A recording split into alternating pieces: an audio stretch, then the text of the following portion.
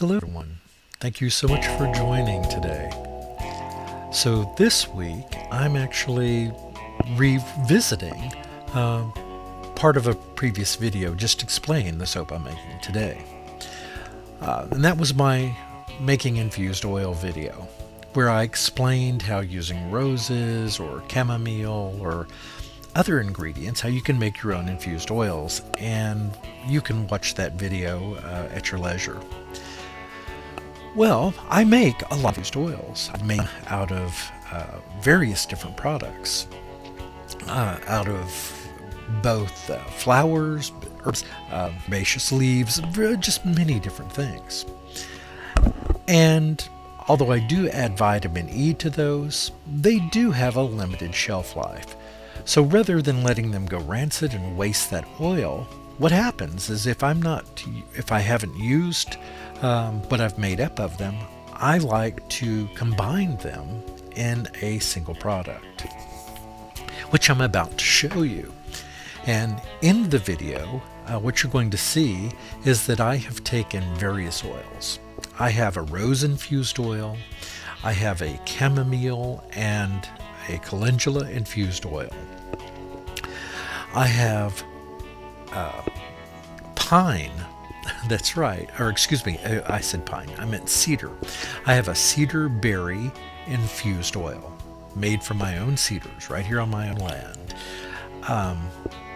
I have hibiscus infused oil.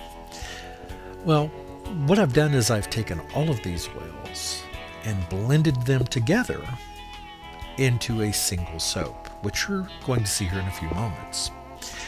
And basically, I've simply taken all of these oils and combined them with goat's milk, which is straight from my farm as well. But I also have coconut oil, olive oil, is part of this mix because it's in each of those infused oils. So the vast majority of the oils are infused olive oil, infused castor oil, and infused almond oil. And you're going to see that this makes a very dark soap because I've used all of these different infusions.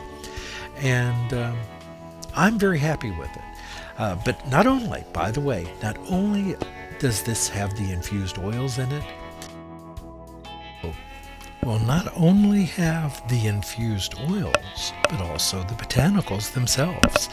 I have finely ground hibiscus, roses, chamomile, the calendula, the cedar berry, and the bay leaves and berries, and mix those also with a bayberry oil. So we talked about botanical. This is it. It really has it all. Now I'm going to show you the actual soap. Rather than going through all the procedure of mixing it and going through the stages, I wanted to just get right to it here. This is the cured soap now this is very short. This was only after about 16 hours, so it's still a little soft. I did gel this, which normally I don't do with goat's milk soaps, but because of the way I did this one, I did want to try to bring it to gel and felt that would be safe, and it was. But it did have a small crack right in the top, which I was later able to press back together, so I did want to clarify that, but there is a crack there, and I just wanted to show you this is what can happen sometimes during the gel process. What you don't see there is soda ash, so I'm happy about that.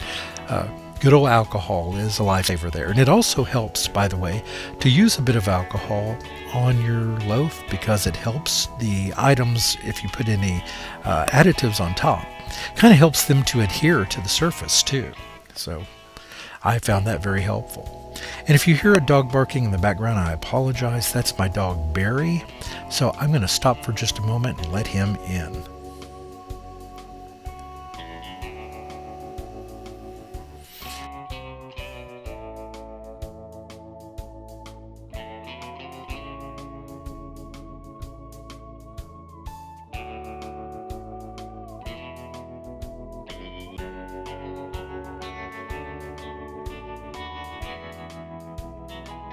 you all. I've gone ahead and brought the berry back in.